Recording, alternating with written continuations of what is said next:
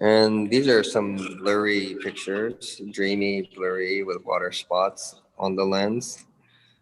And and that's kind of how those turned out in this too. So it's very kind of expressionistic in the way that it turned out, and especially in the sort of grainy filter setting that I had on the camera.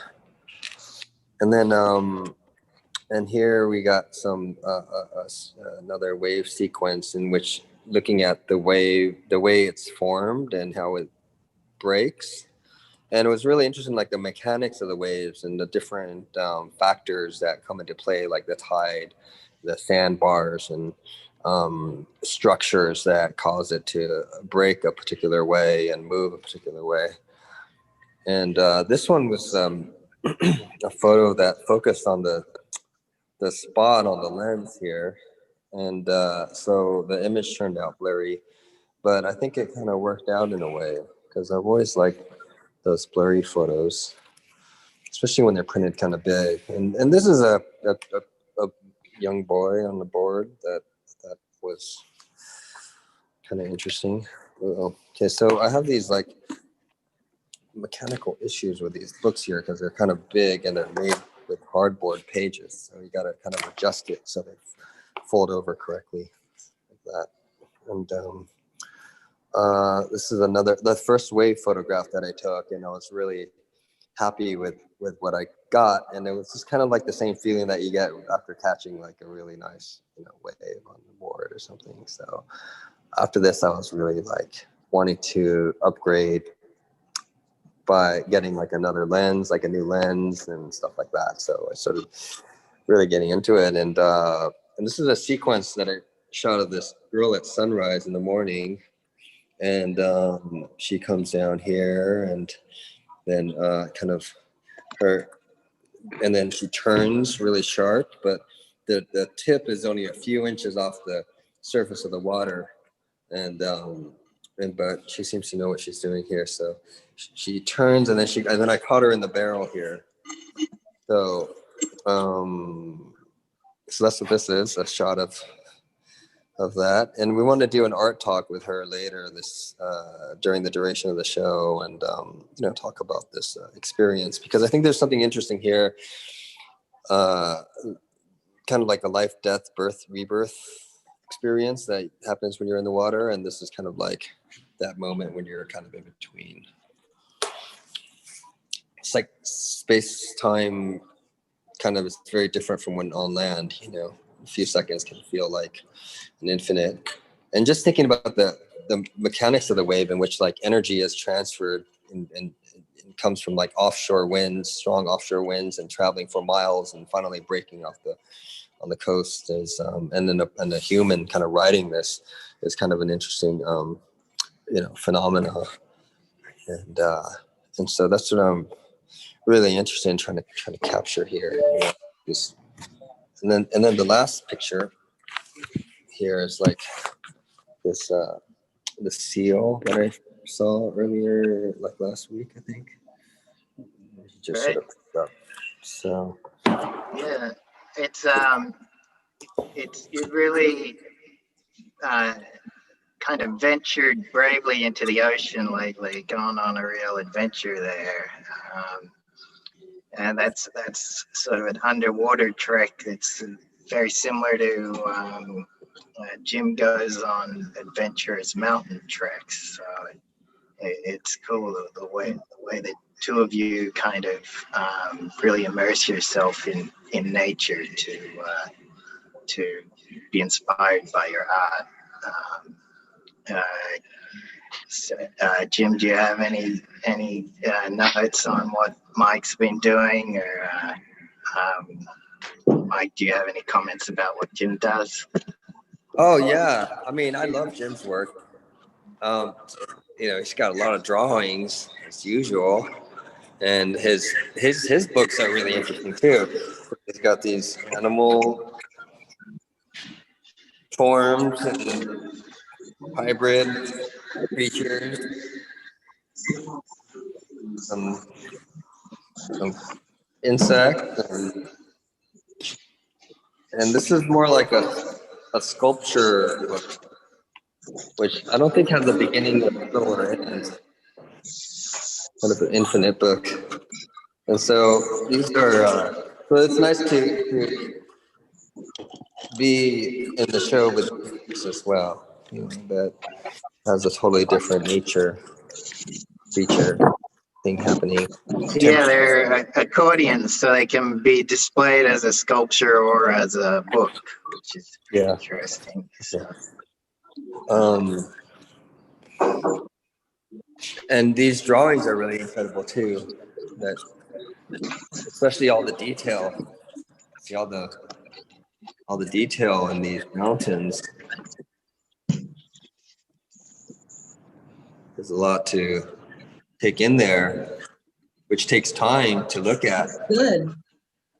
But you can really explore these realms, you know. And for this show where I started doing some drawings, graphite drawings, because I thought it would be interesting to put them together with Jim's drawings too. And so this is of the Venice Pier here, and mutinous mountain, waves forming, changing, shifting, looking like mountains. And when, you know, the process of drawing, it really takes time. It's not like these photographs that are immediate. They really take a lot of time, and you're constantly looking at it as you're making adjustments, you know. So it was interesting to change it up a bit and go into that modality of drawing, you know. And then these are some of the photographs too that are here, the small ones, 9x12s, I think. Or so this drawing here is the same wave as this drawing, or this print piece here. Right. Except this one is printed on pages of Maher Baba's intuition book, which he talks about intuition. Well, there's different writers that talk about his philosophy on intuition, and it's and I thought the wave is kind of a good metaphor for intuition that sometimes can carry us to new places.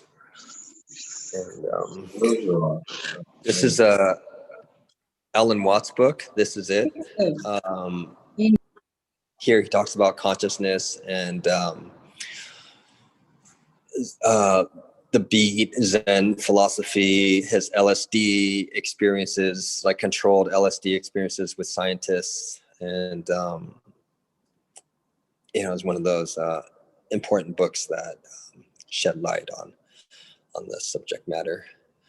And this one here is a Four Agreements book, which is kind of like a wisdom book. And that's the Avatar tree at Avatar's Point, Maher Baba's Avatar Point in Ojai, where like the Chumash Indians would have ceremonies, and where the heaven meets earth over there, according to the Chumash. And this is a landscape photograph that I took out of an airplane flying over northern Taiwan and top of the mountains. I thought it looked like a Chinese painting, so I took that picture, printed on pages of Zen Wave, a Japanese poetry book. It does. It's very interesting. This here is Duke, who is the legendary surfer, lifeguard, swimmer, Olympic swimmer, and who brought surfing to California. And he's sort of an iconic legend, and it's printed on pages of his on Hawaiian Cosmovision book. So it talks about how Hawaiian culture perceived the universe before it was colonized by the United States. So that's what this book is about. That's perfect. And that landscape up there is that Tao book, like the way of Tao.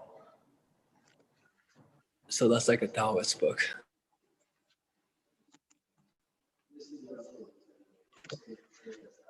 Oh, you're muted, Mike. Just unmute yourself. Okay. Yeah. So this Okay. this is the same, same book. And then this is on a Sword of No Sword here. Sword of No Sword. Life of the Master Warrior Tissue. And he was a master swordsman, and he talks about swordsmanship, the philosophy of Japanese swordsmanship. And so here we have a lot of Japanese writings and notes and poetry and paintings of written in like a Chinese calligraphy.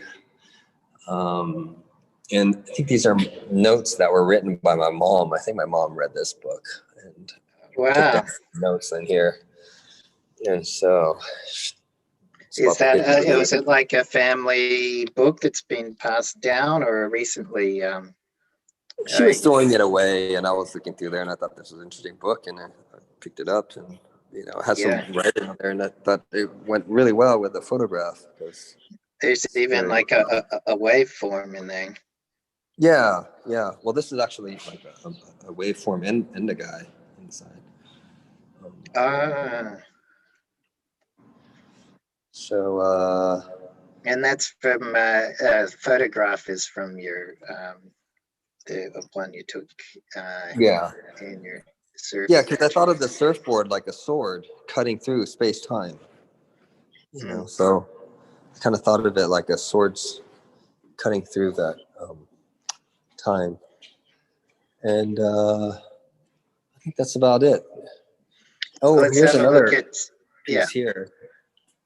This is Man's Search for Meaning, Viktor Frankl. And it's an image of St. Christopher Traveler, Dürer etching. And I've loved Dürer's work, and I haven't seen his work very often, but I saw it this image recently in a post, and wanted to make a larger version of it and to really kind of study it, and look at it bigger, because I think the original one is like 3 inches by 3 inches, but it's nice to see it at 4 feet by 4 feet. Absolutely, those lines become so strong, and it's very engaging. What book is that one on? On the Man's Search for Meaning. Viktor Frankl, he's a psychologist, went through the Holocaust, and I love this that the angel is sitting on his head, and this divinity, guiding this traveler with this divine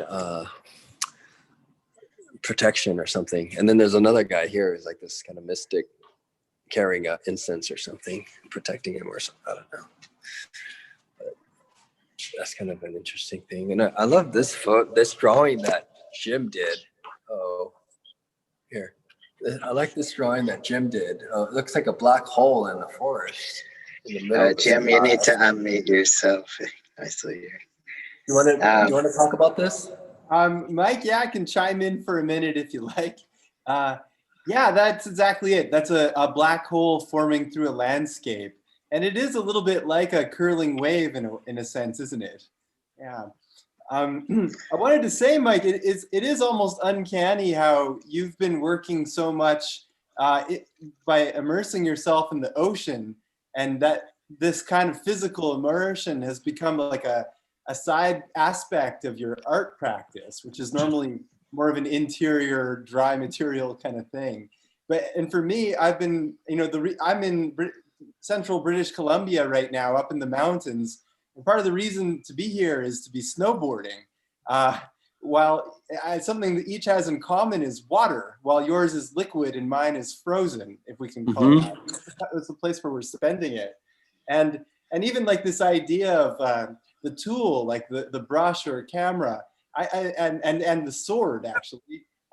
With a surfboard or a snowboard, we often even refer to it in those terms, like my blade, and that you ride it, almost like that small man riding on this bigger creature, like riding on some kind of horse or sea creature. It becomes like an extension of your body, and as does a brush or a tool, like a pencil. After you have more time getting familiar with it, you kind of build a relationship with it. And every brush, like every board, has a bit of a different personality. And this way of immersing ourselves in the elements is about learning how these kinds of things work. Like you say, learning how a wave works, how tide in a sandbar will change it. I have the same thing where I'm learning about temperature and different kinds of snow. Like right now, there's a 2-inch crust of frozen ice from rain that refroze on the mountain that's caused severe avalanche dangers. If you cut it, the whole slab of the mountainside will slide off, and it weighs a ton. And I keep thinking about water as this weird thing. You can punch it, you can kick it, you can cut it, but you can't really injure it. No, it's like one of the only things in the world that the more you like thrash on it, it still does nothing. And yet it affects us. We're super vulnerable. We can drown, we can be buried, we can be injured by it. Yeah, and there's that weird feeling when you're out in the ocean or if you're going really fast on a snowboard and you kind of floating, you're actually, it's a communion with air too. It's like flying or levitating down a hill. Yeah. Where you feel like, our bodies are mostly made of this water, that sense of us being kind of part of the landscape that we're in feels closer, I think, when you're actually in the mountains or in the ocean. And you kind of disappear into it. It's a weird thing. Yeah. Like an inside outside thing. Same with forests in a sense, because you're outside, but you're in the forest. And so there's this interior space of being in the ocean, in the snow, in the forest, for instance, which has a kind of, I think, a psychological aspect too. It's like it's an inner and outer place. Yeah, it's something very mysterious about it. And I don't think we could really figure it out, because there's always that element of, even like there's like the solid, liquid, gas, but then there's a fourth element, which is like this gelatinous surface of the water, which is a little bit like gel. So you can, on a lip, it kind of just like curls over, and it's weird how certain spiders are able to crawl on top of it. It's something else going on there. Right. The way that it even like gels and these gelish water, and it's just like when it's super slick, and it has a weird property, and it changes so much with light as well. It's something really magical. I find being in the ocean, I spend a lot of time in a rowboat, and it really feels like you're at this threshold between the air and the water, and there are two different universes, and an ocean of air and an ocean of water that press against each other. And when you swim along the top or row in a boat, it's this weird connection between two different worlds that are really different. Even the animals that live in them change so much. Yeah. And I always like being on the canoe and canoeing in the water. I always thought of being on the surface of consciousness, and below that is the unconscious, where all this scary stuff and all this stuff lies. But then above it is like what we're familiar with, but it's just being right in that balance. That's kind of For those of you who are just tuning in, I thought it would be worth mentioning that Mike Saijo, who's presenting the work right now, and I first exhibited together with Aram as a three-person, who's the art dealer of BG Gallery, as a three-person art exhibition in Los Angeles back in, I think, 2006 or something like this. Yeah. So it's been, we've really changed, but we've kept in touch through all of this, and all three of us have transformed quite a bit since our first exhibition together. So it's exciting to be kind of together here. I should be in LA right now, but I'm up in BC because of the pandemic, of course. But yeah, and it's nice to see your work evolve. It's gotten much more refined, and like you're spending a lot more time with each drawing. So yeah, it's a great reunion. I think now might be a good time with Jim just to do a quick overview of some of your works and where they're from. and you guys can just dialogue with each other based on that as cues for conversation. Okay. So Aram, if you kind of go slowly through it, I'll just say a few words about each drawing. Does that make sense? Yeah, absolutely. Okay. So take me to wherever you want to begin. I'll Okay. keep it kind of brief about each thing. Okay. Unless there's questions. And hey, if anybody wants, I guess you can physically raise your hand and I can pause for questions. Yes, there's a raise hand function, and then just unmute yourself, and we'll chat. And then Mike and Jim, feel free to jump in about each other's work if it inspires conversation too. Yeah, and thanks to everybody for tuning in during this COVID time. And, you know, it's kind of nice to know that people are in the audience. Absolutely. I know many people out there are kind of zoomed out these days, and it's Saturday night. And yeah, I'm really glad that you've come to our virtual opening. This is the first time I've been to a Zoom art opening myself. So yeah, same here. Yeah. Pretty new. It's pretty weird. Experiments. Yeah. Nope. All right, I'll jump in here to this first piece. All right, Aram. So this drawing is of a man in a rowboat who's traveling by the wind of a kite. Instead of using oars, he's letting the wind pull him. And the kite at this moment has crossed with the moon. So it's almost like the moon is an extension of his kite. It's drawn with India ink on rag paper, Indian rag paper. And I drew that just after my grandfather, Jim Holyoak Sr., passed away. Yeah, so that's a day-sized artwork, about 13 by 17 inches. Yeah. It's got some nice It's got some nice sparkles in the water. Thanks, Mike. Yeah, that's just the dry white part of the page popping back through. So I've almost never used white ink. Whenever you see white space, that is the paper itself coming back through. Since we first exhibited together, Mike, a lot has happened. I spent many years living in Montreal, where I did a master's degree in drawing and painting. And I studied Chinese ink painting with a Chinese ink master in southern China for a couple months. So I've learned a lot of technical and conceptual stuff in the last, I don't know what it's been, 15 years since we last showed together.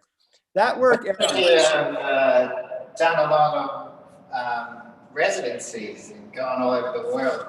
Yeah, the work in this show is from all over. This mountain you see here, that's of like a fin-shaped mountain that I saw in central Norway after about a 6-day trek in a place called Jotunheimen, which is known as the home of giants, which is a mythological place in Nordic myth where the Norse gods would go to fight giants and monsters. So as I was traveling through this place, I was looking everywhere for stones that looked like fossilized monsters and things like this. It was really quiet. There's almost no people. I was hiking at high altitude coming down. So I started off in ice and snow. And as I got lower and lower, things thawed out and the rivers and waterfalls started moving. The work right below it is a small drawing about the size of a postcard of a stump from a different hike called the West Coast Trail, which is one of the most famous hikes in Canada. It's on the west coast of Vancouver Island on the Pacific coast. And it's a 7-day, that was actually an 8-day long trek. It was originally made by the British to save sailors who made it to shore and then would otherwise die from it had been shipwrecks. They'd swim to shore and would die from exposure to the extreme elements and die of hypothermia in the rain. So the path is still really rough, broken boardwalks. And all along there's trees, giant monster-sized trees that are disintegrating and making all of these bodily shapes. So whenever I'd see something like that, like a rotting stump that looked like a creature, I'd pause and draw it. This one I thought looked a bit like a mask. Yeah. So this top one here is a tree I drew on the beach, and I distorted it to be a bit more like a monster. The upper one, Aram, if you come in a little bit close, it seems like it has a face, like an animal face. And to the right of him is a little man sitting on the beach. Yeah. Yeah. So that one, oh, I wish I could show it to you in real life. It's different. You can see a lot more. And below him is a drawing of a lynx. Yeah. So that one I drew in the town of Banff in the Canadian Rockies, where lynx do live, though I've never seen one before. And this poor, yeah, that's an ink drawing on Japanese paper where I basically made a hole right through the image of my own drawing. But what made you decide to do that? You know, Mike, I don't know. I don't remember. I don't know what was going on. I don't think it was like an accident that I had. I think I just kind of did it. It was completely spontaneous. Yeah. Yeah. I mean, a lot of my work, I don't have it particularly preconceived. I sometimes have some kind of idea of what I'm doing, but I think of drawing as a way of thinking. So it's not necessarily I've thought it all through and then I render an idea that's in my mind. But drawing itself is how I learn things. It's like a nonverbal way of processing something that maybe isn't verbal, and maybe I still can't explain. Well, you do use a lot of, like, you use brain power when you're drawing, because it's like you're all this friction happening on the pencil and the paper, and it's like a muscle you're exercising. Well, I think of it, it's kind of akin to being a musician or doing mathematics. These are also nonverbal ways of thinking, but no one would argue that like Isaac Newton wasn't thinking when he was making his equations, or that Mozart was doing a thoughtless thing composing. It's the same with drawing and I guess all visual art, actually. It's a nonverbal way of thinking. The awkward thing is the only way we can talk about thinking is with words. So we think of words as thoughts, but that's only one kind of thought. Yeah. Yeah. So this drawing here is also from Norway. I've now been to Norway about 3 times, 4 times. I've done several artist residencies out there, and I've spent more than a year of my lifetime there. And I think that my original interest was that, having grown up in coastal BC, where we have these giant forests and mountains that merge with the ocean and have this archipelago, I thought of Norway as one of the only places in the world that would be kind of like home, even though it's really far away. I think southern New Zealand is probably like that too.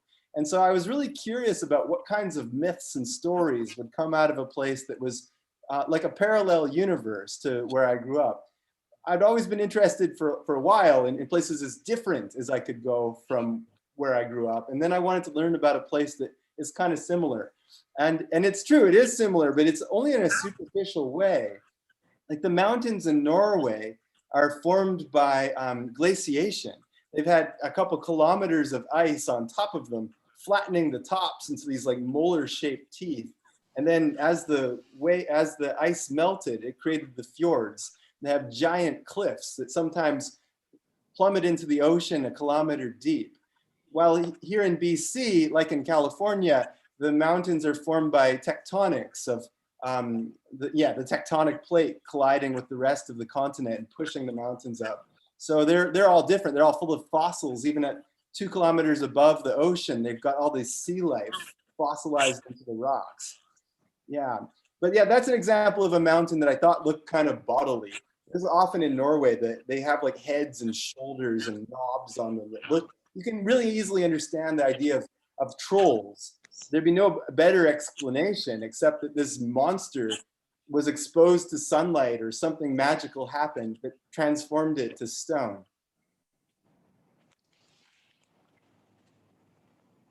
Yeah, so that one right there, that one I drew in the backyard of my family home on Salt Spring Island, which is a little island in between Vancouver Island and Vancouver on the mainland of British Columbia. So those pine trees, I drew them from observation. And if you come up close, you can see a little excavator, a machine traveling through the forest, carving a pathway. So I wanted to kind of make a dwarf machine, like a lost wanderer in the forest. So that one is called Mechanism Organism. Well, what is the excavator trying to deforest this land, or what's happening here? Yeah, it's hard not to make that narrative. Like, what is this machine doing there? That's usually what they're doing there. Although sometimes it's a place where they go to die also. I've found old machinery from like the 60s and 50s that have been, it was too much of a hassle to pull them out of the forest. So they just kind of fall apart and disintegrate in there and look like broken steampunk robots in the jungle, basically. Yeah. It's interesting. You've made it kind of small and unintimidating. Yeah. Yeah, it's kind of an innocent little machine in a way. I hope to kind of personify it. Oh yeah. So this one I recently finished. I've been drawing this one for a while. I was doing an art project in the forests of Quebec, north of Montreal, in Eastern Canada, with my friend Matt Shane. And we were drawing on the walls with pyrography pens, like burning drawings into the walls to tattoo them. And this is in the forest where there was no electricity. So we had a gasoline generator to create the power for our pens to burn the walls. And we had a light bulb glowing. And out there, it's full of bugs. There's like so many mosquitoes and fireflies and all kinds of creatures. And of course, the light would attract them. So all over our windows, we'd have these moths. So I took a picture of one of them, like a macro photo of this moth, and then redrew him. So he's basically watching us draw, yeah, against a window. I have a question. Yeah. What about this one over? Right in the middle. Yeah, Mike, that is a blue whale skull with a human, with a man there under it to give you a sense of the scale. So that's a correct scale of an average sized man underneath the skull of the largest animal that has ever lived. But I found that like, the skull at that point, it looks almost like less skull-like. It's mysterious. It looks like a mask or a piece of wood or something, as bones do when you find them. They look so, yeah, they look like washed up branches and debris. But did you find a bone? No, I've never found I mean, that image I found in it comes from an old image that I found online. I've never actually seen a blue whale or a blue whale body part before. Although along the coast of BC, there are bone graveyards from the whaling industry. I've never been to them before. They're pretty remote, but they're out there. Oh, okay. Yeah. So this is a creature that is sort of a mixture of an ankylosaurus, type of dinosaur that had a shell on its back and a big club on its tail, crossed with a snapping turtle, which is a dragon-like large freshwater turtle. And on his back, I've created a forest. So the creature itself is like a landscape carrying within a landscape, carrying a landscape on his body. So I guess I've been trying to think about that, how I'm a little inhabitant in the world, but then even my body is a habitat itself for smaller creatures, all the bacteria and organisms that live on us, that we ourselves are landscapes for other things. Mm-hmm. And I think that's how a lot of the indigenous and aboriginals thought of their universe too, as like being on a living thing. Yeah, I mean, I don't know a lot about the story of Turtle Island, but that is an idea that all of North America is on the back of a giant turtle, a giant being. Mm-hmm.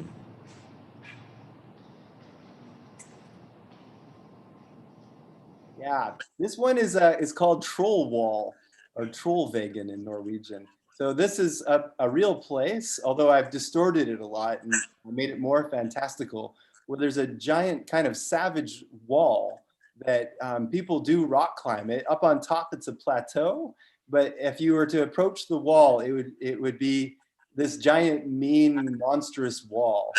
But kind of like with your work, Mike, where there's a flux between the soft focus ambient and then sharp focus crisp in your grayscales. Within that, I was trying to make it the sense that the wall itself comes in and out of focus and crystallizes and then melts. Mm-hmm.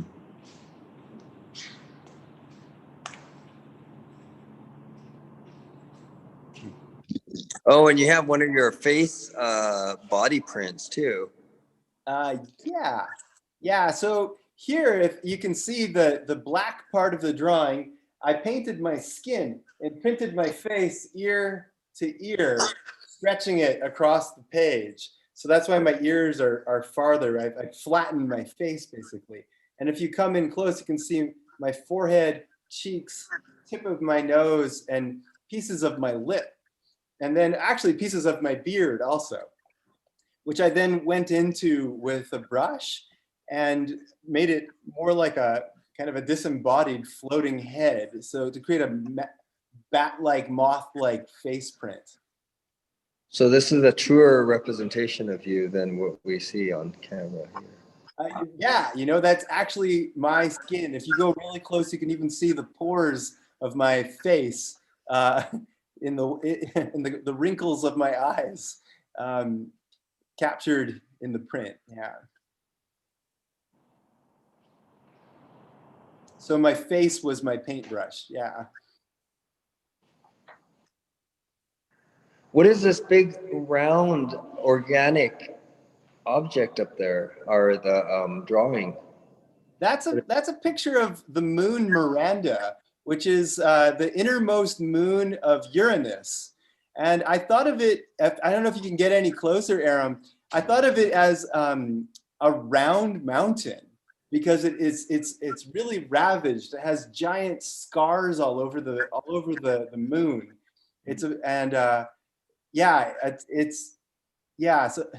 there we go.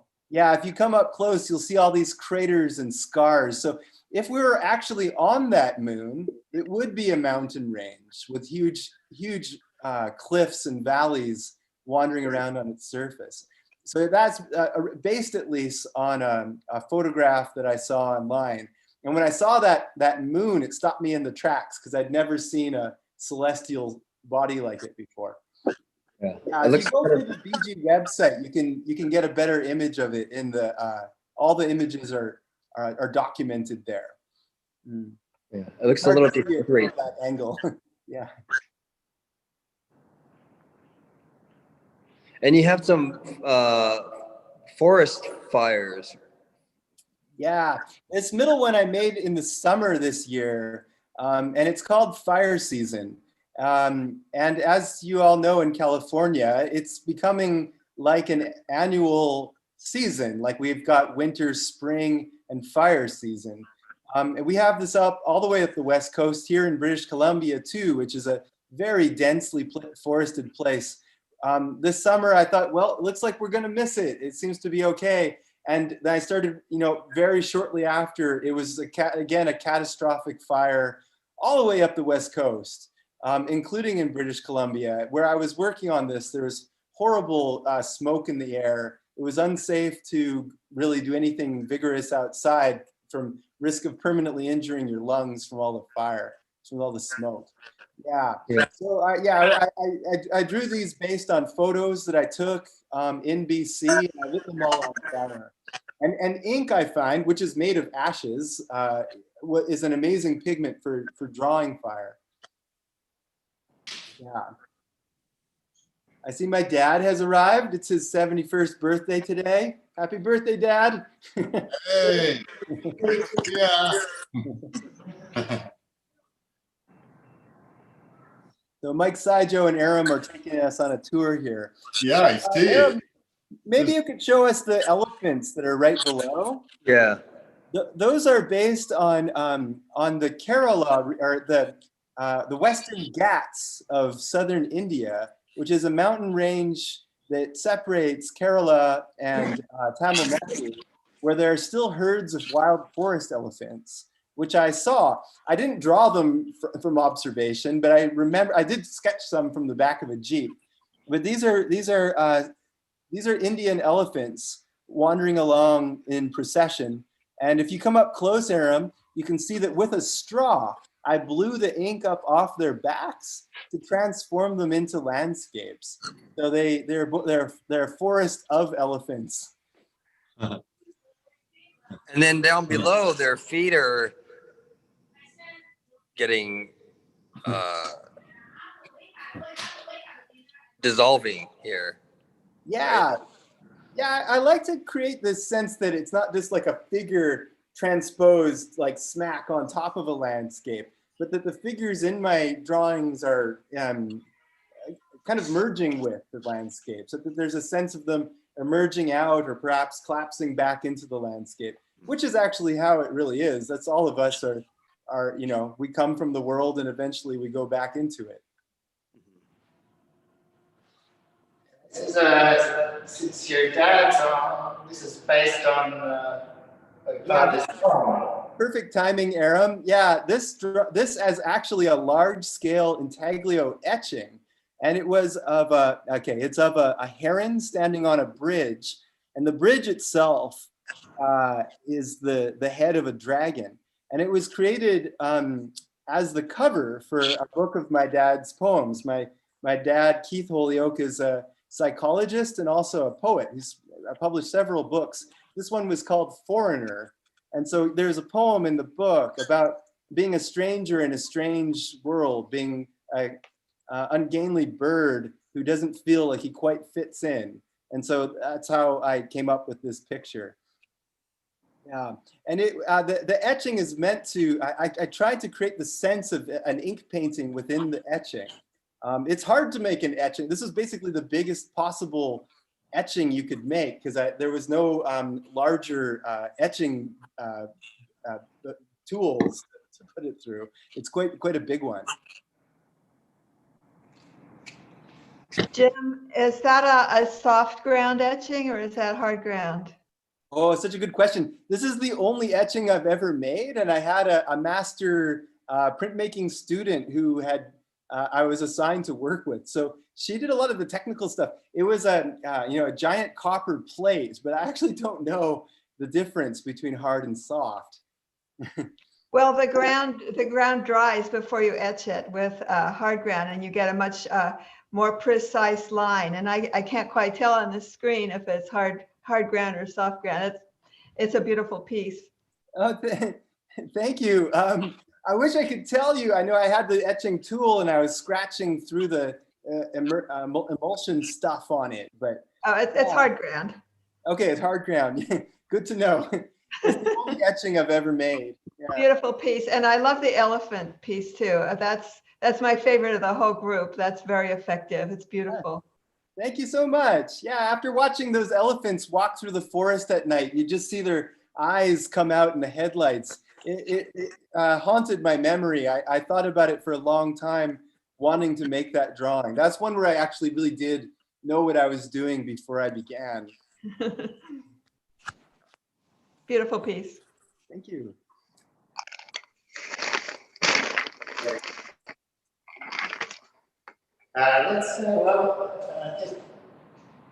Mike, do you want to talk about this piece a little more?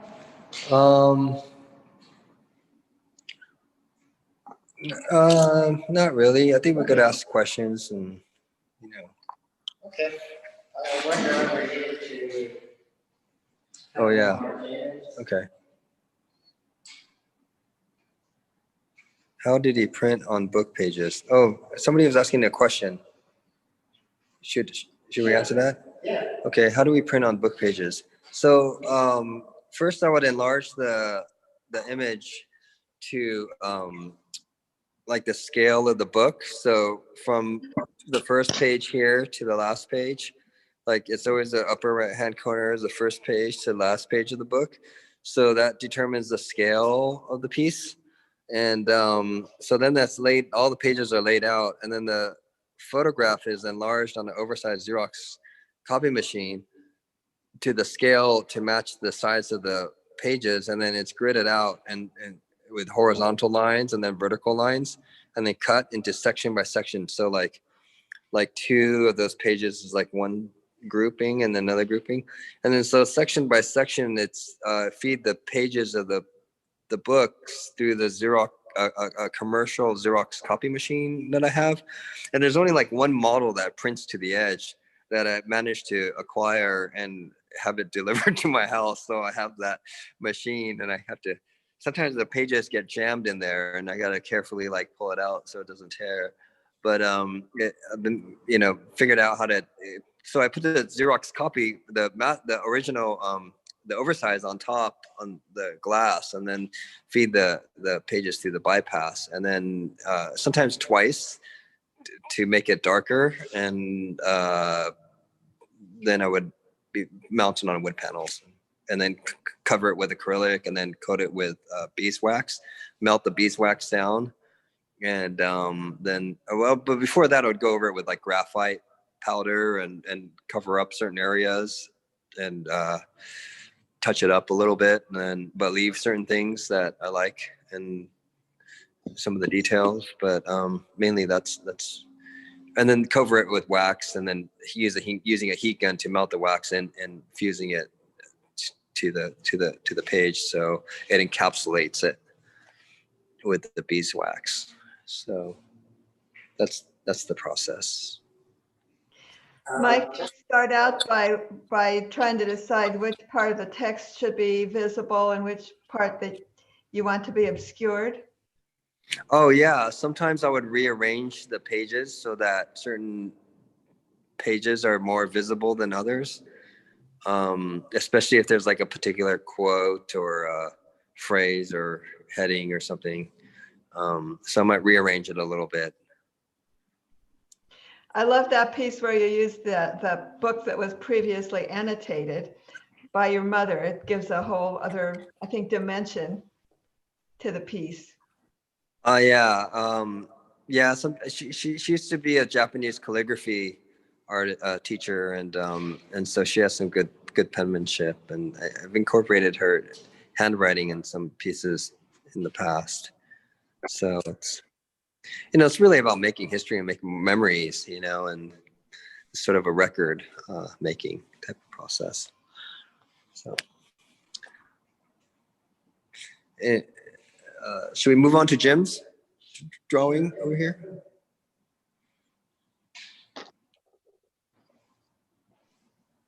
All right, so coming up here, how big is this? It's about 5 by 5 feet, or 1.5 by 1.5 meters. This is a drawing of Mount Kailash, which is the holiest mountain in the world to Buddhists and Hindus. It's on the Tibetan plateau, just off the Himalayan range. So it's technically not a Himalayan mountain. It's much older than that. And what makes it kind of like Mount Everest is a 3-sided pyramid. Mount Kailash is a 4-sided pyramid. And it's where pilgrims go to circumnavigate the mountain. So people walk around the whole mountain. And I've been reading and learning about it a lot. I'm not Hindu or Buddhist, but I, for some reason, have been very captivated with this place. It's described as the navel of the earth. I think Mount Everest is sometimes called the forehead of the world. But this is the belly of the world. So this picture of it is drawn from a satellite image, and then I put it 4 different directions on the wall and caused the ink to bleed, like pouring it down, turning it, pouring it down, turning it. So it has this sense of almost spinning with the ink pouring out from the center, which is something that actually happens from glaciers. It was thought that all the major rivers in Asia originated at Mount Kailash, which isn't quite true, but it's not so far off. In fact, all the mountains and all the major glaciers and rivers are fed by places at and near Mount Kailash. And then to the wall to the right of this image are the 4 different sides. So I have never been there. I drew these from photographs. Aram, are you able to come up a little closer? These are all ink paintings. So they're on Chinese paper, drawn with Chinese brush, and they are the north, south, east, and west faces of Mount Kailash, which all have really different characters. It really changes. This one has a giant scar down the middle, for instance, where there's a story about, I believe, it's thought to be the home of Shiva, and during some event, God came down the side of the mountain and created that scar, according to the myth. Yeah, so I guess you could just walk us through these, Aram. These ones are about, how tall are they? I'd say they're about 15 by 20 inches, each of them.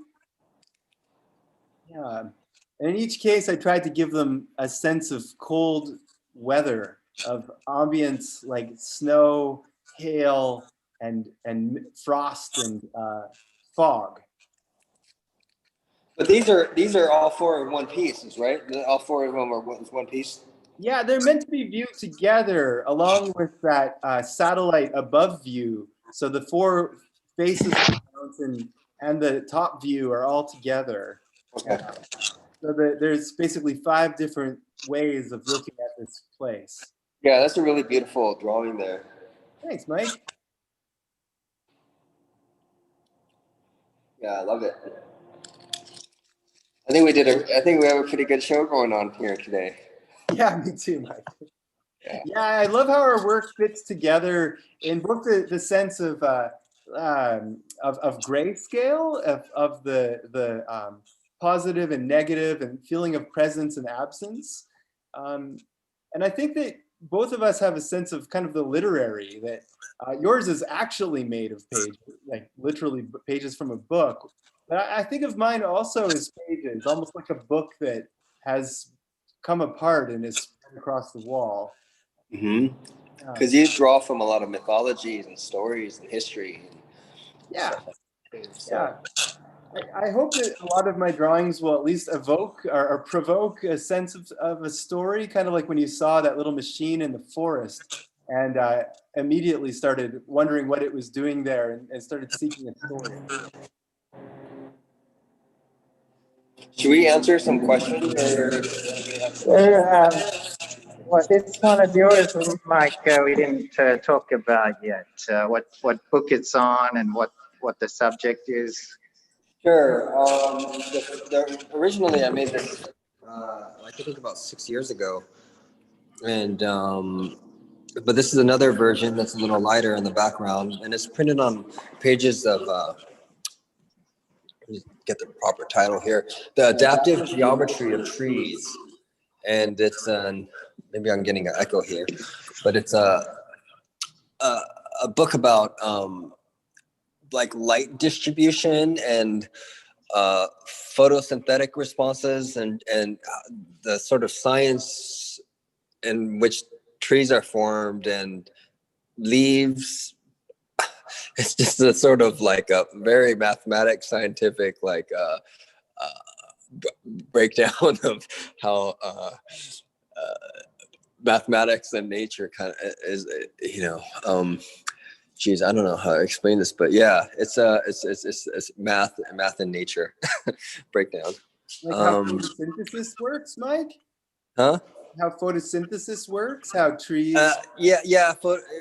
Response like the physiology and like the measurement of actual light that comes through the leaves and the density of the leaves and like the different types of species here, like for example flowering dogwood, sugar maple, American beech, and they talk about like how it was measured and the different layers and the measurement of light in between the density of the foliage, and like graphs here that talk about the monolayer and the multi-layers of the photosynthesis from the layering of the branches and the leaf distribution.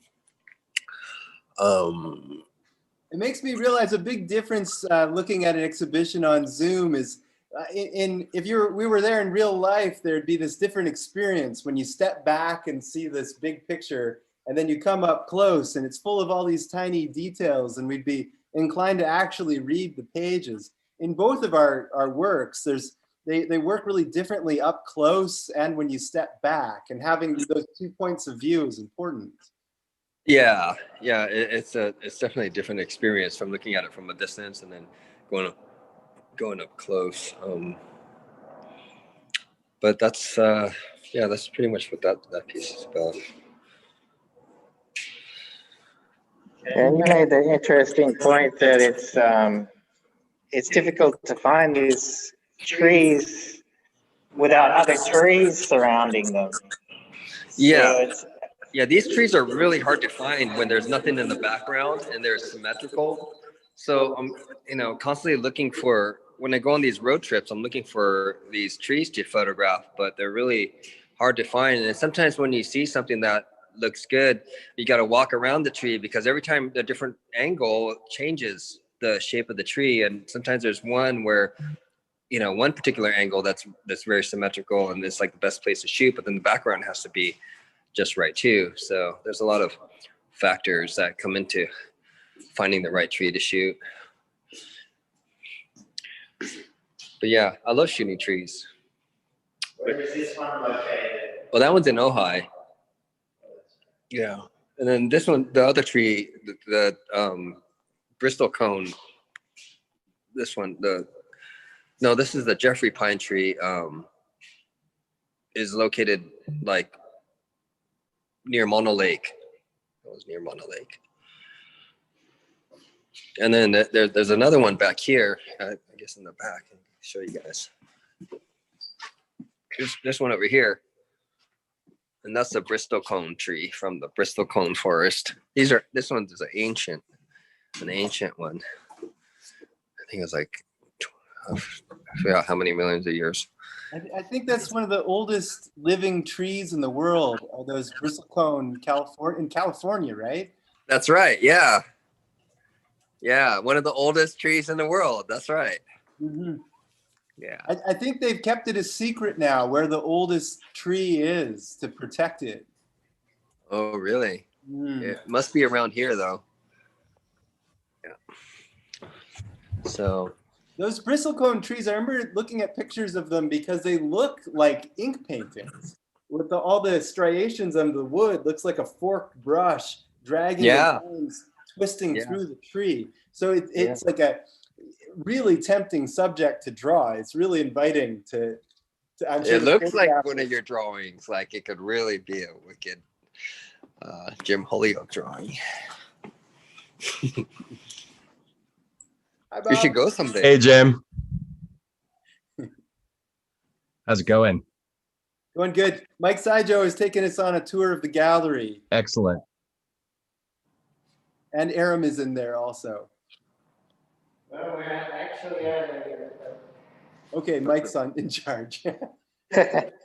we're actually at a good point for questions now. So anyone that wants to just unmute yourself, ask the question, and mute yourself afterwards.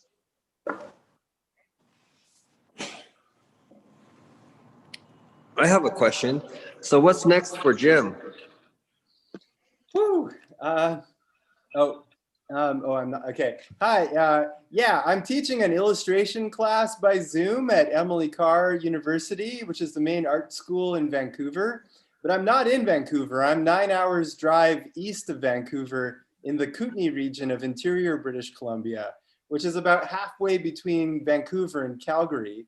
I'm here with my partner, Genevieve Robertson, who's over in there too.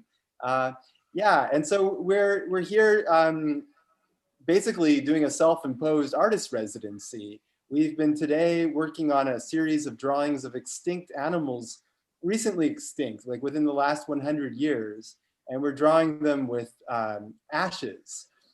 But meanwhile, we're trying to spend a bunch of time in the mountains and have gotten touring gear and equipment, so like skins that you can attach to the bottom of skis or a split board. And rather than just staying in the resort, you can get up into the wilderness in the backcountry around and explore the world that way. So we're here for the winter, and beyond that, we're basically planning to be based in BC, somewhere between the coast and in the mountains. the next big projects, I have an exhibition coming up in Montreal with collaborations with my friend Matt Shane. So it'll be a series of drawings that we've made together at a different commercial gallery. Montreal is basically my second home. I spent about 15 years living there. It's my favorite city. And then Matt Shane and I will be doing a retrospective at the Teckningsmuseet, or the Swedish Museum of Drawings. It keeps on being postponed due to COVID, but if the coast is clear, we'll go there in October. So we'll see what happens by that time. So that's what I can see on the radar. But honestly, the future feels so opaque right now. I don't know what's going to happen. You know, the idea of self-imposed residency sounds like a really good idea, you know, where you just go out and have some kind of objective of producing some type of work in a particular place that you're not familiar with. And like, as you're taking in all this new information, like produce something within that time, and within even like 2 weeks or a month, like you could do a lot, you know. And I think sometimes when you're stuck in your studio all the time, you kind of get stuck in a certain way of thinking and practice all the time, where it's important to kind of to get out and you know, try something, experience something, you know, like life in terms of, and then that gives new energy to your work. So absolutely. All of, you know, some of the residencies are all different. I'm sure some of you know about them, but I've never been to 2 residencies that are the same. They always have a really different format. Sometimes there's other artists there, sometimes there's none at all. Some that are even organized residencies, you have a lot that's left up to you, while others are meant to introduce you to the artists and scholars in that region. But a do-it-yourself residency is great. I mean, you could potentially do it anywhere that you can rent or borrow or cat sit for somebody. I felt like I used to do a lot of like 2-day residencies in New York City to just cat sit for different friends that needed somebody. And I'd be like, I'll do it because I would love to go check out some artwork and just draw in their apartment for a while. Yeah, it just reminded me of like Christian Dior used to take a watercolor pad and just go up in the mountains and disappear for like a couple weeks and come back with tons of beautiful drawings and be like, this is the next season's, you know. And it's like, yeah, kind of putting yourselves in that position to do it, you know. And I don't know, just sort of happens that way. I think that pandemic is basically the perfect environment for Jim, because he never wants to stay anywhere to teach a whole semester class, and now he can be on a residency and teaching the class at the same time. Yeah. That's actually true. It's hugely inconvenient for me to have to stay someplace for 4 months in a row. And at this, already I've moved once during the semester, and Genevieve and I will do this again later on. Yeah, and following up on what you're saying, Mike, about the forest or the exterior world being a studio, it's really true. Almost all the artworks I made in this show were made partly outside, and then I brought them back in and worked on them inside. So the mountains and the forests, and for you too, the waves themselves have been an important studio space where you're literally making artwork with your camera, collecting images. Absolutely. Gifted Sheep, you have a question?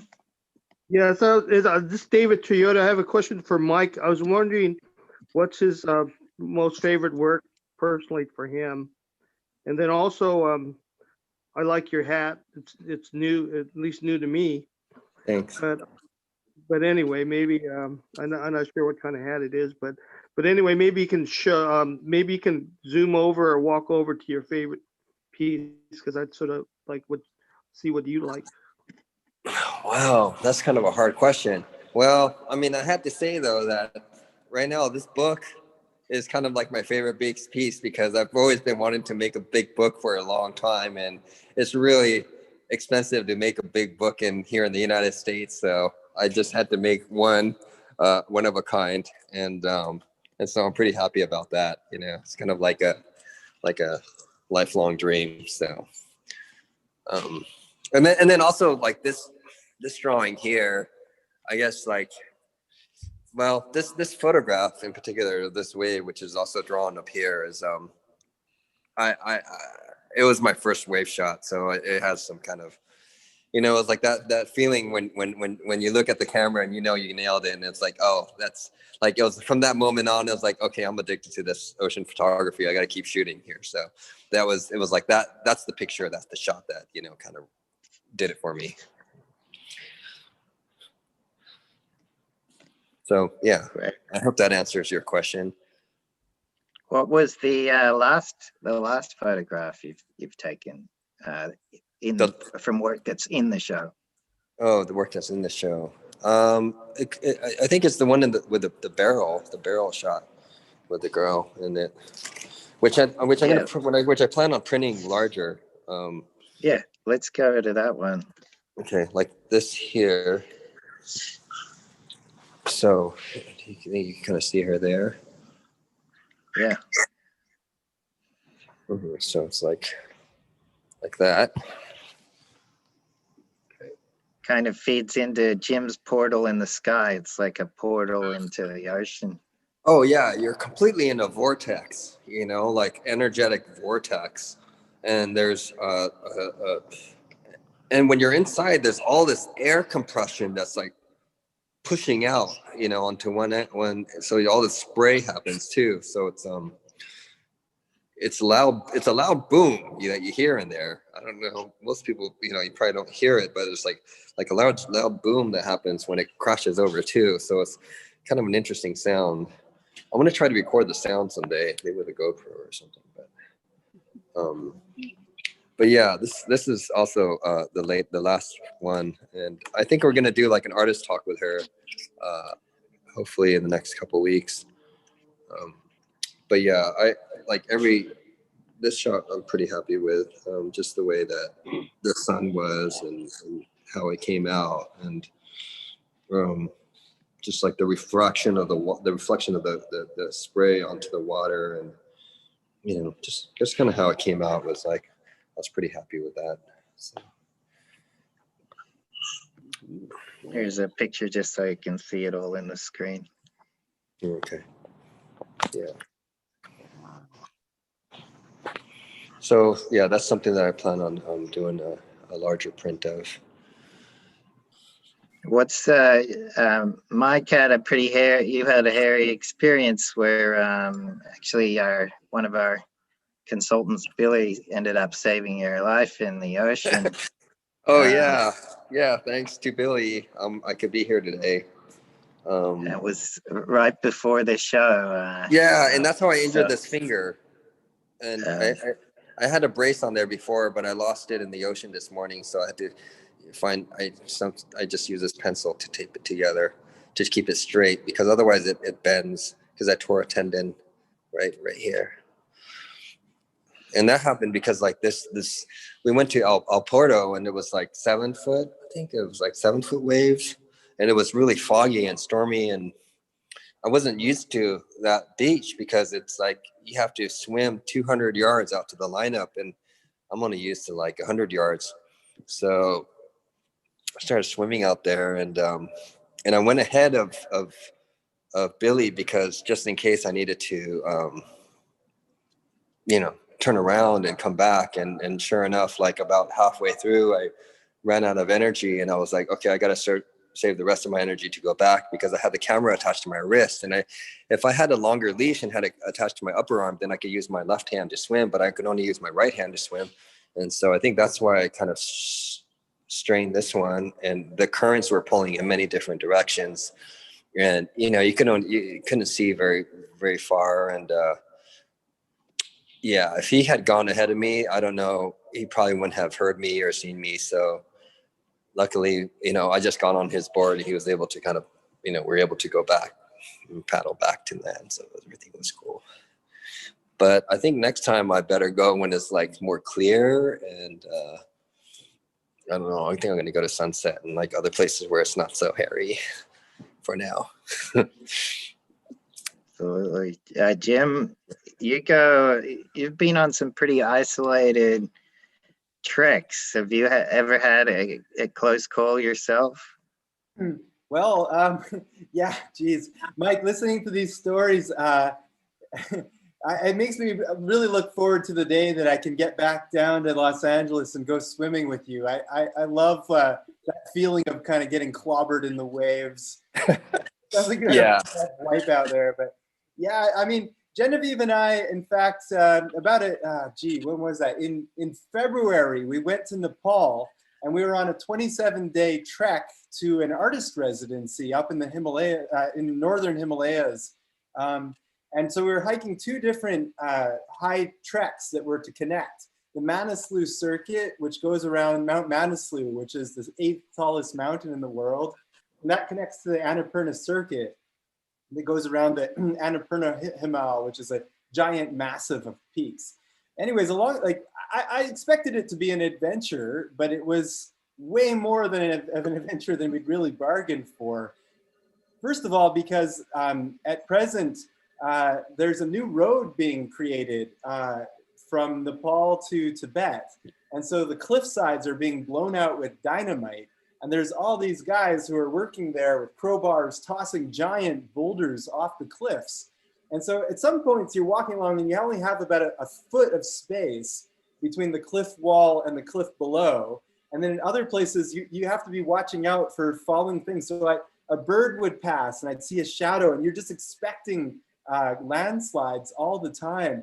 At night we wake up and because from the sound of landslides happening.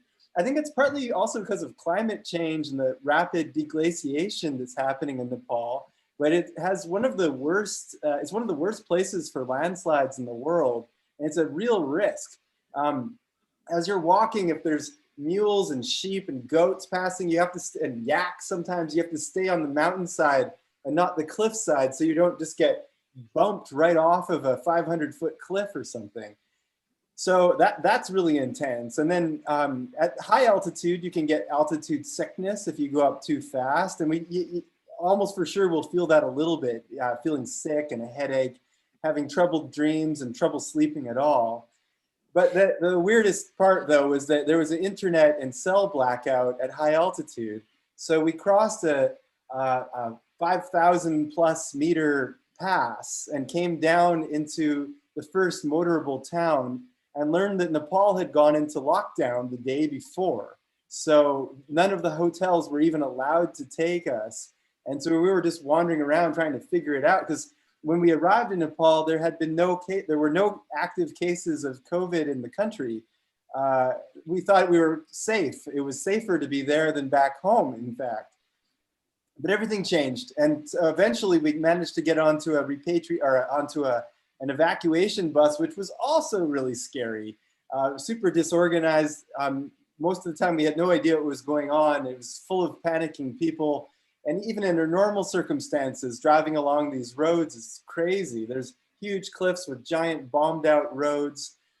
And then we flew back. I'm a dual Canadian-American citizen, and that was lucky for me and my partner Genevieve, because we got onto an American repatriation jet. I was really grateful for this. It flew us back to Washington, D.C., and then eventually we got to Toronto and to Vancouver, and after 50 hours, we made it home and then had to quarantine from my family for a couple weeks, and then we're starting life from the beginning in a sense, because as almost all, for so many people, but most of all of the artists I know, all their plans were gone.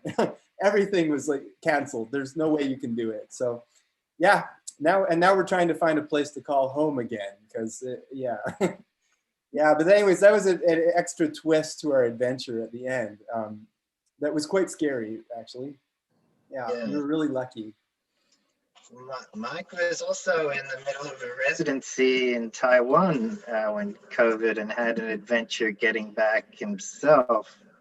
Yeah, I had to figure out whether I'm going to stay or if I should go, and ended up trying to ride it out over there. And it's probably better that I stayed the whole time.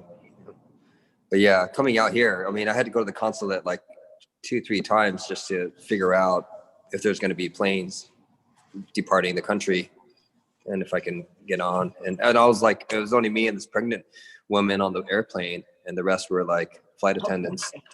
So it was kind of a strange experience to come back.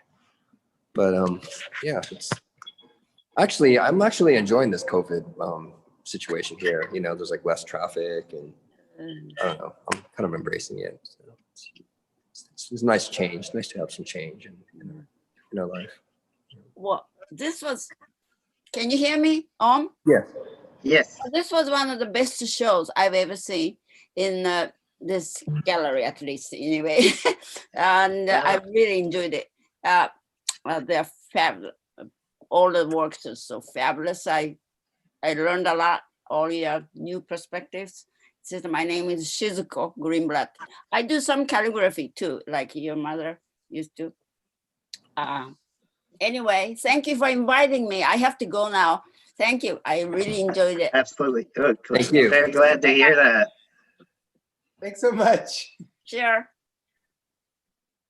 Oh, and you know, one thing that I just kind of wanted to mention is after working with waves and looking at them for so much, like I just realized like it's about chaos. It's water's it's chaos, you know, and then you can ride that chaos. You can learn how to deal with that, you know, as it comes into your life. But it's like the right amount of chaos that I need to kind of ease my mind. You know? So it's sort of like externalizes that chaos from within to out there. So it's very kind of peaceful in that sense. No time to think, you know. You have no time to think about anything. You just gotta react, and so it's like that, you know, it's kind of a nice. Mike, Yeah. that's also one of the things I like about snowboarding is you don't have enough time to think too much about anything that isn't right there in front of you. You have to be really automatic. It's like turn, there, spotting things, and you have to respond immediately. So in a way, it relieves me of all these, you know, it's hard to worry about the deep future and all the things in the past. You have to be right there. And Present. Something a little bit like that with drawing, it's more contemplative, but I feel that I'm able, it's like a state of being. While I'm at work, I'm on a drawing, even if I'm feeling sad or something, it always feels more manageable as long as I'm drawing at the same time. And there's this sort of, you know, there is something connected with making a line in space, like on a wave or on a mountain, drawing a line, and on a page of paper that causes you to be right there. Mm-hmm. Mm-hmm. It's sort of like meditation through action. You both just brilliantly described the flow state, basically, what psychologists would term it. Can you elaborate on what that is? Yeah, so it's basically a heightened state of optimal kind of experience where you're in a set of challenges that are matched for your ability in this situation.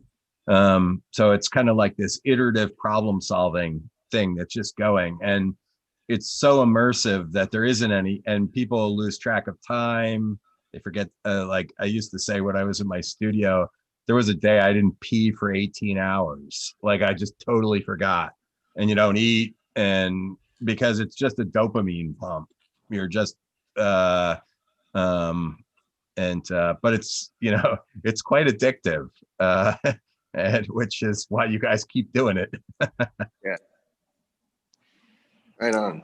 Flow state.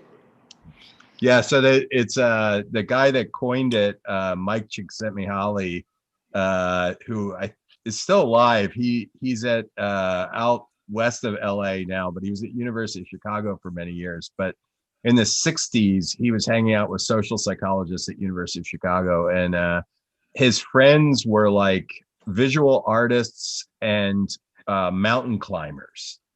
And he basically discovered they were describing these same experiences. And so he just started hunting for it. And now it's like one of the most famous living social psychologists because of it, because they've studied it in all around the world and all different types of environments. But definitely visual artists, certain types of athletes, you know, rock climbers, let's face it, right? It's one handhold to the next handhold. And just over and over again like that. So yeah, like martial arts too, or like when you're like grappling or fighting or something, like you're in that position, but you can only have so many options, and then you just got to go for it. And, but you know, when you get in over your head, Mhm. you get sucked out of it then. So it's like that. You have to be at roughly 70 to 80% of what is capable of. Like if you get right into that zone, then it's just like this pump. Mhm. Yeah. That's great. Thanks for sharing. Thanks, Bob. I remember reading about flow state in one of Dad's books by that author, I think called. Yeah, well, we brought him when I was in grad school with your dad. We brought him out to talk, which might have even been when you were visiting, but I don't think you were at the talk. You were a surf rat then. Skate rat. Sick rad. On your way to India. That's great to hear. Yeah, that from a psychological perspective on that. Aram, you look exactly the same, dude. How did you do that? I think I've seen you for at least 15 years. 15 years in the flow state, maybe. That's the title for our next show, Aram. Oh yeah, that's a good title. Excellent. Let me just bring a couple of images up kind of still so we can look at them, you know, without my shaky hands. And for everyone that's watching on YouTube, go to bgartgalleries.com or bggalleryshop.com, and you can peruse through the show. Here's this one I got kind of a bad angle on when I was showing that to you. It's the moon of Uranus, the Miranda. Can I put a question out there for the audience and also for Jim? Like, just since this looks like there's a lot of different artists on this group here. I'm just curious, like, what your thoughts are about like what's happening. I mean, lately, you know, I've been noticing that there's a lot of censorship happening online with social media and like, you know, just freedom of speech, you know, being kind of threatened right now. I mean, do you guys feel that that's happening at all? Or as artists, like, are you guys concerned? Or, you know, because this is kind of an issue that, I don't know, I think is important. When I feel like people are being ridiculed for speaking their mind or something, then it's like, or being canceled or delete their account deleted, or, you know, like I see that happening to some of my friends and other people. Not that I'm really like, you know, political on one side or the other, but it's just that the freedom of speech being taken away is like kind of, you know, important for us as artists. I was just wondering, you know, just throwing that question out there if anybody had any thoughts on that. I'm really disturbed by all of that too. I'm really into free speech in every form. So it does that. I see that. I mean, especially my age, you've seen different waves of that happening. No pun intended here, but you know, that it is getting more constricting on both sides now. So, I mean, I like to listen to people like Cornel West, he really bridges all these things politically and spiritually. You know? So try to find people that do, you know, that do honor other people's opinions and listen to one another. I think that's just healthier. Yeah, even if it's difference of opinion or something, it's like I like to hear diverse perspectives. You know? Yeah, I think listening to each other is a great message. That's why I love this. That's why I like these, because you're bringing people from around the world here. It's great. It's great. Yeah. Yeah, we have traveled all over the world with these. I got a question here from Bob. It says, Mike, is there meaning to the books you use for the wallpaper? I guess he means the background for the pieces. Yeah, there's each one has meaning in relation to the image and the juxtaposition between the text and the image.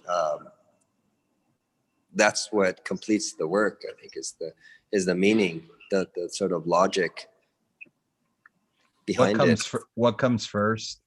The book? Sometimes I would take the photograph first, and then I would look for a book that would be suitable for that.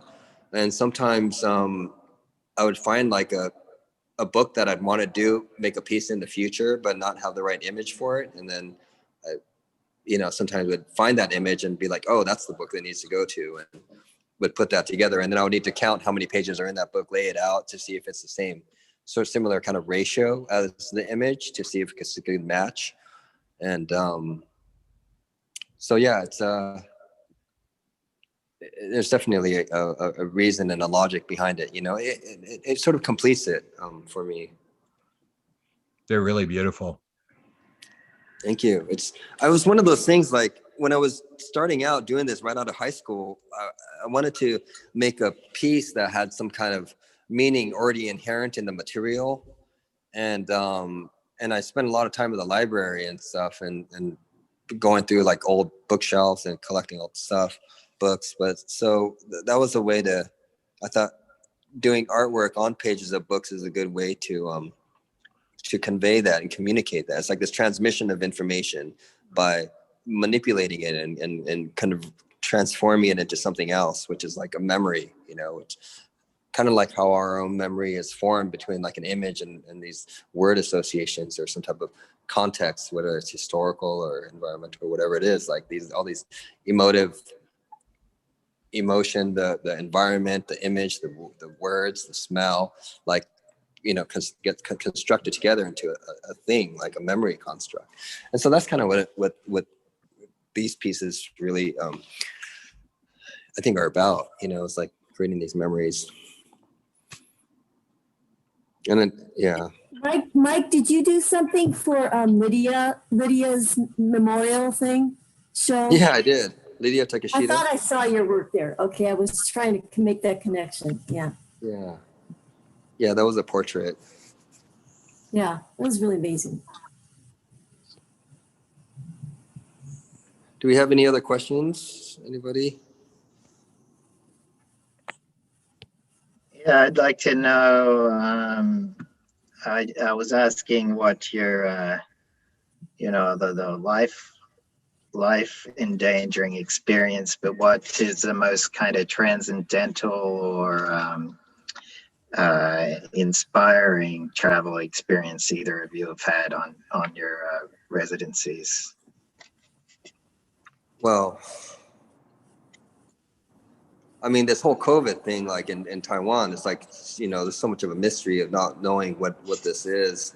Like I started doing a lot of research into it, like as soon as I found out about it in January. And I don't know if I really want to get into this, because there may be people that have a certain belief already about it and don't want to have anything that's going to threaten their belief system. But I think that has kind of informed me a lot, this whole COVID change thing that's taking place. And I see that it's happening. It's not just like between nations, it's like the whole globe is going through this reset. So like, how are we as artists going to be existing in this huge transformative, shift that's taking place?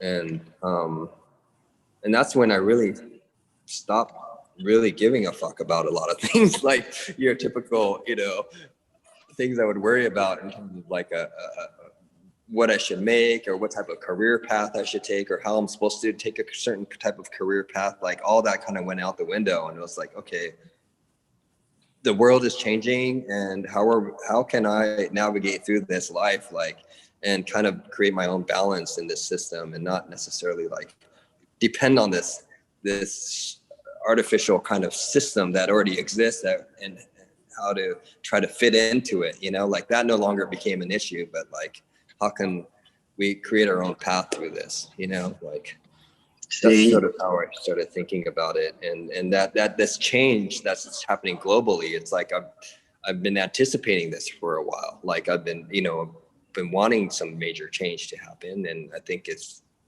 I don't know, not that I want, you know, bad things to happen like death and all and sickness and stuff, but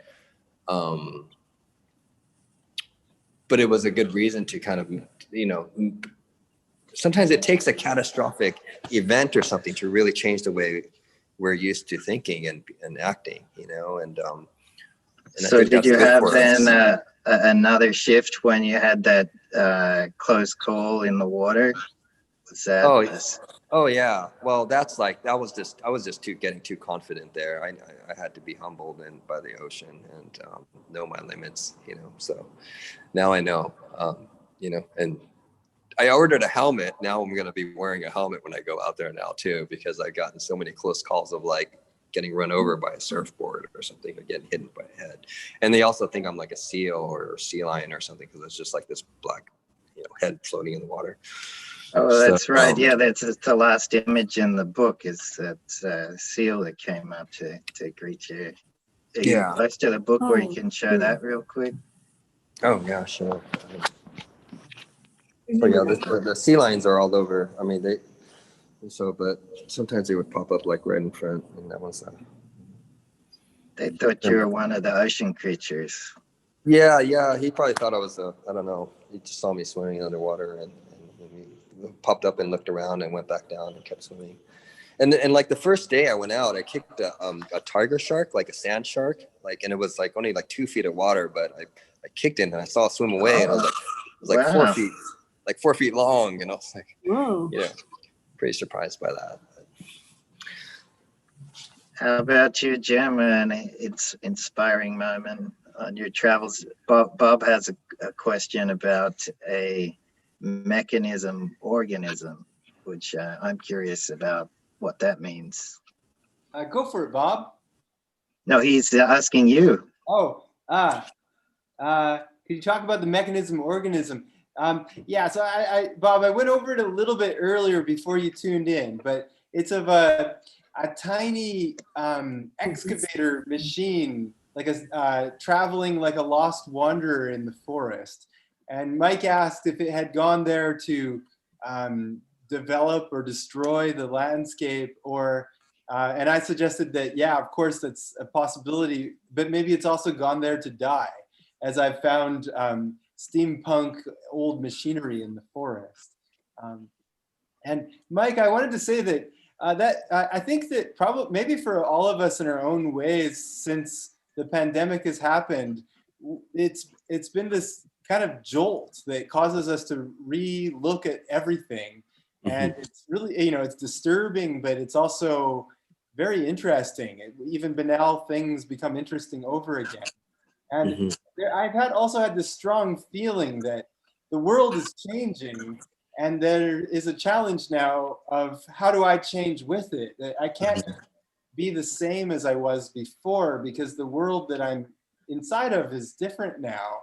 I don't completely have the answer to that, because I think that we're figuring it out, and I don't think the dust has settled yet. So we'll see. But right now we are riding out something quite weird, but it's never happened in our lifetimes before anyhow. And it's never happened in these kinds of circumstances before. But in Aram, to answer to your question, I was sort of like thinking about this. I've had so many different experiences traveling and lots of transformations, some of them where I can put my finger particularly on these near-death experiences like Mike was talking about, that you can feel really different. Often I actually feel less afraid of death after having a close call. It's just like this weird sense. But the thing that came to mind, first of all, actually was when I was a teenager in my hometown. I became super nocturnal. I would just stay up later and later at night reading and drawing until I would stay up until the sun would rise. And I had a border collie, a black and white sheepdog, who was my she was basically my other sibling. And I would take her for walks in the middle of the night.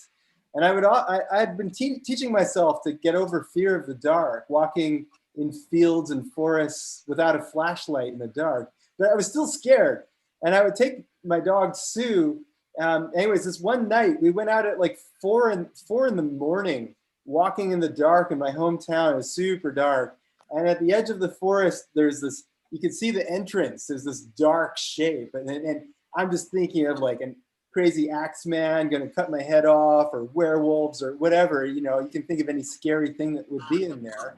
But I used to take swimming. I took a course to be a swimming teacher. And they taught me that if you force yourself to smile, you feel less cold, because after you've been teaching lesson after lesson, you can actually bring your mood up and make yourself feel less hypothermic by smiling.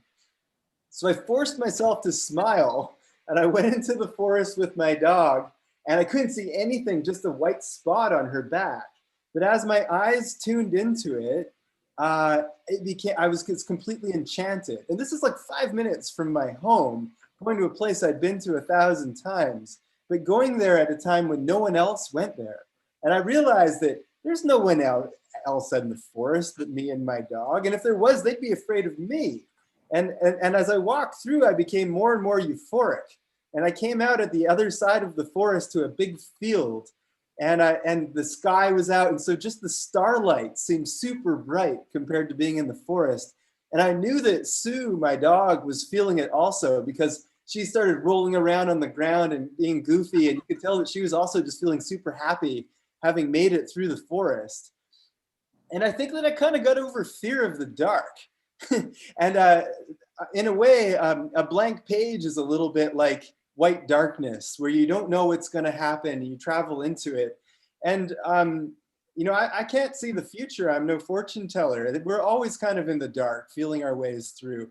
And yeah, I think that it taught me that I had to be adaptive, and that just because I'm afraid of something doesn't mean there's anything to be afraid of necessarily. That yeah, I've had this kind of a romance, I suppose, with nighttime ever since that period, where I felt kind of free. I was all alone, and I felt so happy and good being just out in the dark by myself, with my dog in that case. But how's that, Aram?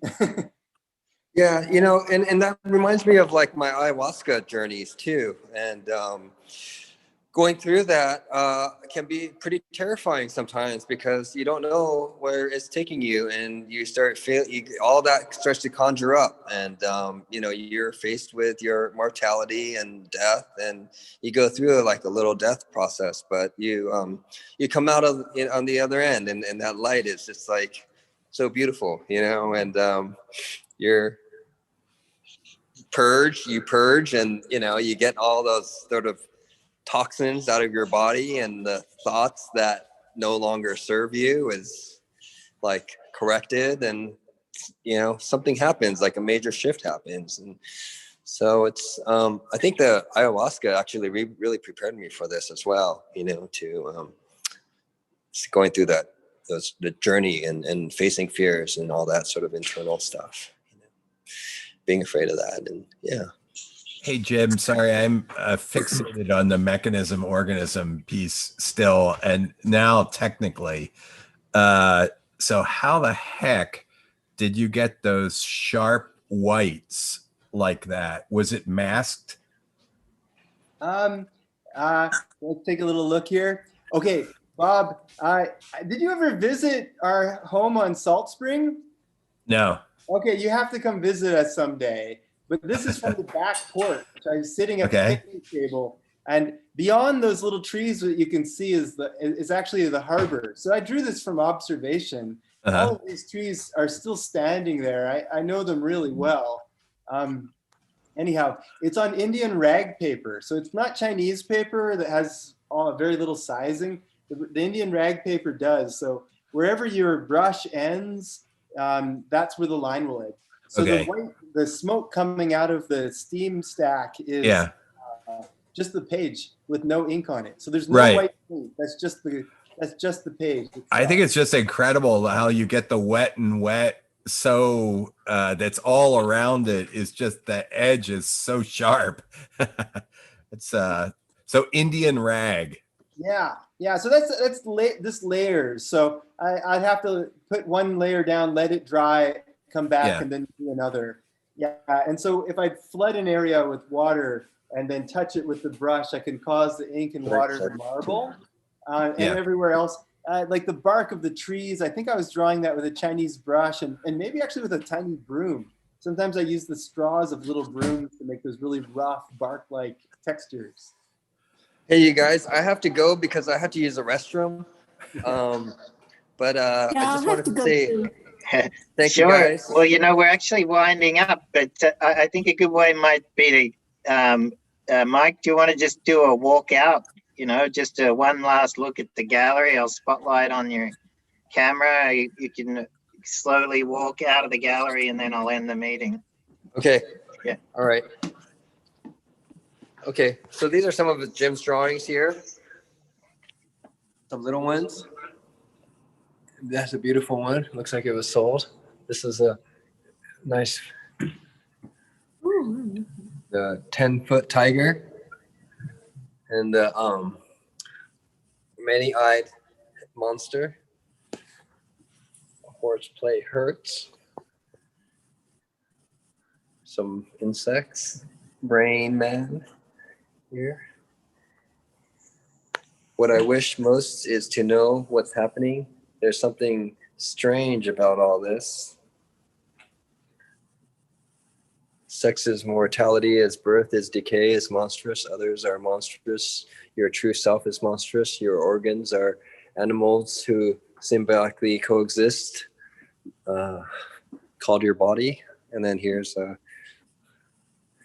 mountains and his piece, and the book pieces, and his drawings, and book pieces. So that's it. And beautiful. So, good evening, everyone. Thanks for joining us. Thank you so much. Thank you so much. There you go. Thanks so much for being the cameraman this evening. You've taken us on a great tour of the space. And Aram, I want to say thanks to you and your staff for putting all this together and doing such a good job with receiving mail and zooming in to install the show. And Heather and Bob and Genevieve who remain watching. I loved it. Heather, you've been through this whole opening now. So thank you for I loved it. I loved every minute of it. You guys have some great stories, man. Thanks, Heather. Good night.